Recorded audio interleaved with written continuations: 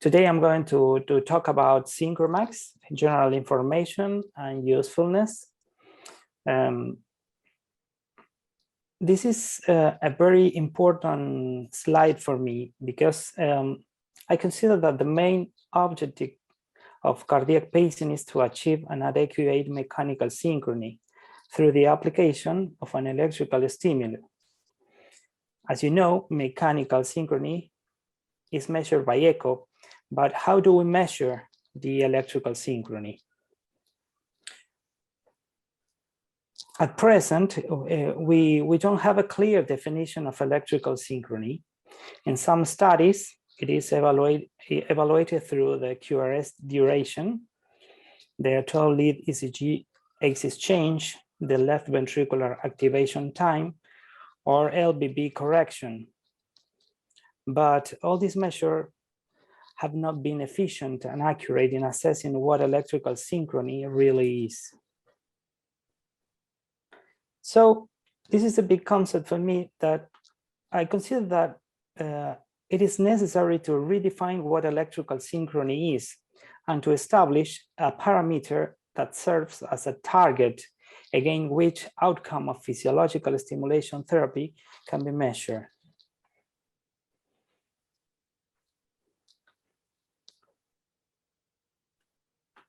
Oh, sorry.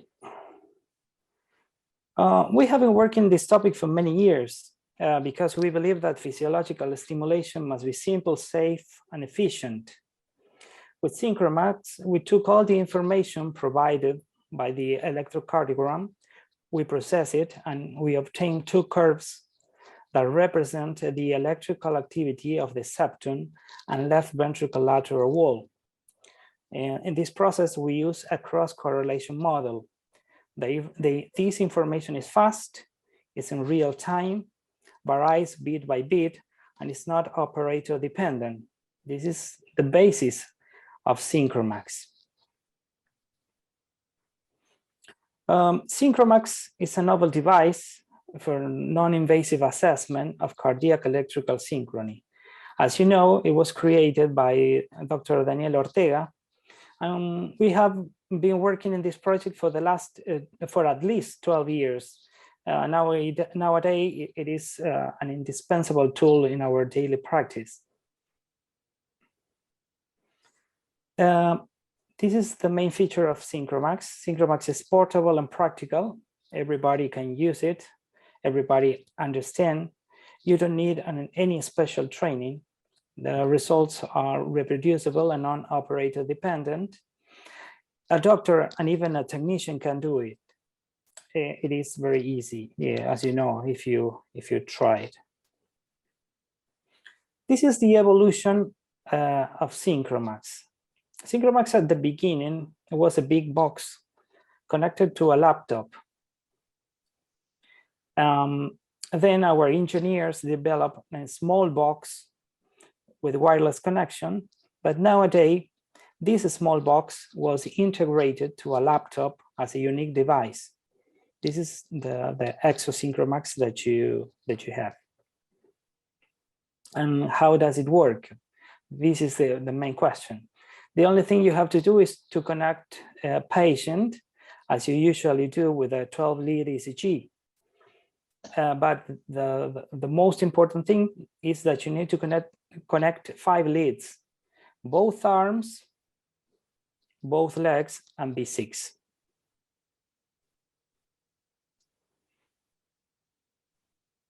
Synchromax detect and records the ECG information. It is processed and analyzed mainly D2 and B6. They average and a cross-correlation index is generated. All this process result in two main things: a synchrony curve and a synchrony index. It takes just a few seconds. The results are immediate after connecting the patient. And this is the display information of Synchromax. You will see an ECG that runs in a real time. in the left lower corner, the electrical synchrony information is located in this area. Curves, the index, they change bit by bit. The curves represent D2 and BC leads. So with these two mobile calipers, here it's located, you can measure curves width. The index, this index here, that is in green color, represents the synchrony degree. Another information that is included is the heart rate. I'm going to show you a brief 15-second video about what will you see with the Synchromax. This is the Synchromax display. As you know, the ECG, the 12 ECG runs in real time.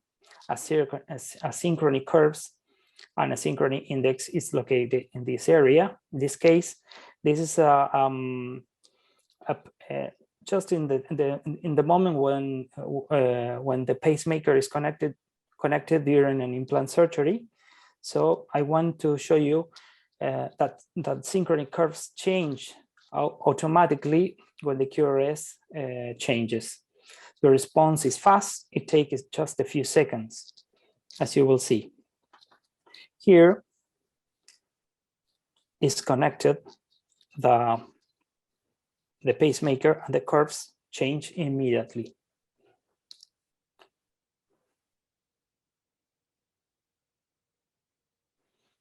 And now I'm going to show you the different type of curves. With more than 6,000 studies made, we designed a chart with different type of curves. Here we have the green, the yellow, and the red color that shows different degree of synchrony. They are correlated with the numeric index. As you can see here, they are synchronous, intermediate, and desynchronous. The curves are divided in patient with intrinsic rhythm, patient with conventional CRT, and patient with pacemaker, including parahesian stimulation, septal pacing. And now I'm going to show you different example of different patients with different ECG. This is the uses that we do with the Synchromax. At first, Synchromax was designed to optimize CRT devices by changing interventricular intervals. But nowadays, we use it to evaluate electrical synchrony in normal patients and even in patients with electrical disorders. Also, it is very important. It is a very important tool to guide implantation devices, including pacemaker, ICD, and CRTs. And of course, we use it in parahesian stimulation. At present, we are working in a new feature, the AB interval optimization and double chamber devices. I'm going to show you some example about the uses. This is the evaluation, the electrical synchrony evaluation in patient with intrinsic rhythm. We are going to take this type of patient. At first, we are going to analyze the curves in patient with this different cardiac conduction disorder. As you notice, they are divided in 3 groups: synchronous, intermediate, and desynchronous. The patient with narrow QRS are synchronous. Patient in the intermediate group, they are patient with a right bundle branch block, only RBB, or RBB plus left anterior ME block.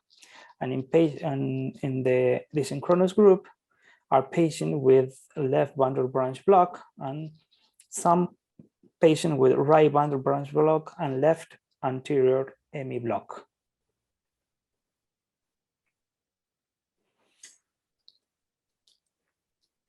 This is a patient, the normal patient. This is a patient with a narrow QRS. As you can see, the curves is the number 1, the index, it's in green color, and it's 0.06. It is a synchronous patient. In this patient with the narrow QRS and left anterior MA block, the curves is number 10 with an index of 1. This is an example that, that narrow QRS is not a synonym of synchrony. Not all the patients with the narrow QRS are synchronous. That's the real thing. In this patient with the narrow QRS, the curve is type 3 with an index in yellow color. It is an intermediate with an index of 0.42. And this is another patient with a narrow QRS, but sorry, not a narrow QRS, a wide QRS with right bundle branch block and left anterior MA block that is completely desynchronous. The curve is number 10 with an index 1.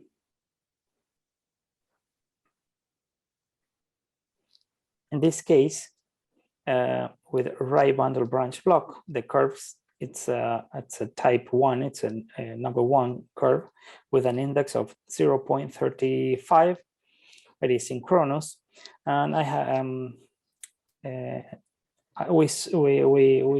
we could see that in the most cases of right bundle branch block are synchronous.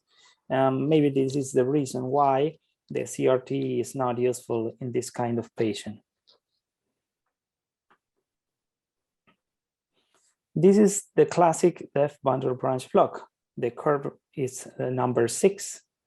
The index it's 1, and this is a completely desynchronous patient. It is a candidate to be a CRT responder. Sorry. But this another patient with the left bundle branch block, the curve is number 1, and it is completely synchronous. The index is 0.12. Contrary to the previous case, it is a candidate to be a CRT non-responder because you cannot fix something that is not broken. Another use of Synchromax, and for me, is, in my point of view, this is the most important feature of Synchromax. It's used as a tool for guided device implantation, including pacemaker, ICD, and CRT. Let's see the curves. In this section, we have 3 curves. Patient, the curve number 2, a positive curve. It is similar to the narrow QRS. The curves number 5, it is negative, but synchronous intermediate with an index between 0.41 to 0.7. This curve include patient with right ventricle apex pacemaker. You can find the curves number 8 that is completely desynchronous with an index between 0.7 to 1. In this kind of patient, the patient with the curves number 5, you can find it almost in 50% of the patient that you will see in your daily practice.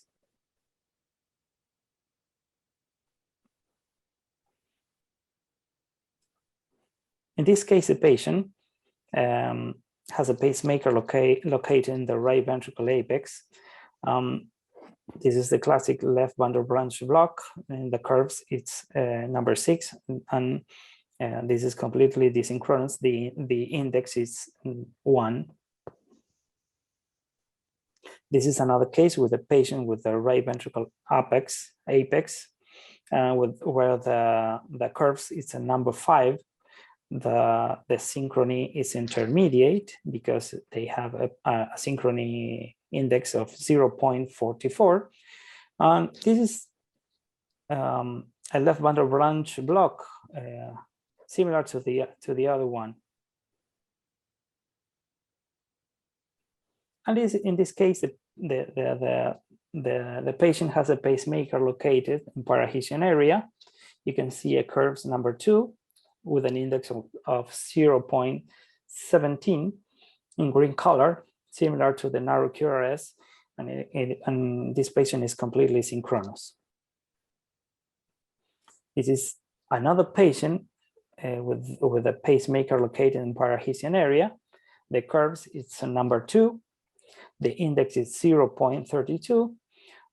It is, as you know, synchronous. It's not difficult to understand. And you have to notice that this kind of stimulation eliminate the right bundle branch block present in the baseline ECG in this patient.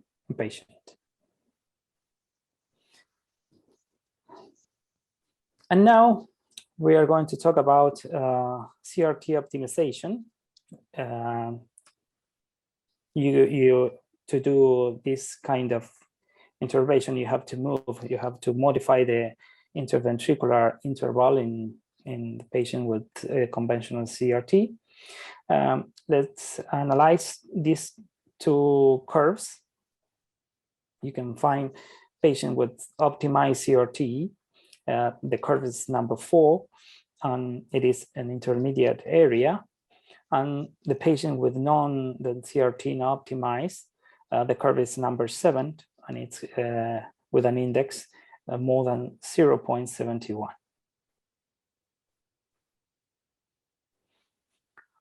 This is a patient with a classical left bundle branch block and the ECG and the conventional CRT. How do we optimize a CRT? We modify to optimize. We have to modify the interventricular interval to achieve a curve number 4. In this case, best curve is achieved in right ventricle 20 milliseconds previous to the left ventricle. As you can see, this is the best curve that we achieved. This is the bad curve. This is desynchronous. The best is this. And what happened in septal pacing in this kind of septal CRT? When we to optimize CRT, the best curve in this case is achieved using only left ventricle that is located in septal area. The curve is positive, asynchronous. As you can see, all the curves are desynchronous, but stimulate by only with left ventricle, we achieve the best curve. This is a patient with a conventional CRT. As you can see, we have different type of curves, modifying the different interventricular interval. The best curve we achieved only with the left ventricle, and similar to the narrow QRS and septal pacing. Why do we have these kind of curves? In this case, the lead is located in the interventricular anterior vein. The stimulation is similar. This area is similar to a parahesian pacing.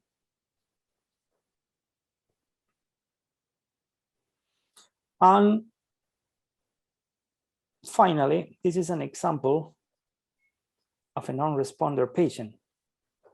In this case, no synchronous curve can be found. All the curves are desynchronous.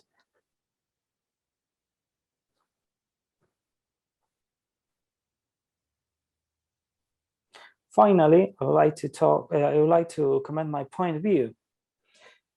We need an electrical synchro parameter as a gold standard. This parameter must be simple, practical, safe, and accurate. Everybody can use it, must be, this parameter must be non-operator dependent. In Synchromax, it's easy to understand. Synchromax has many features. It is useful before, during, and after device implantations. Synchromax helps you to make better decisions in the future.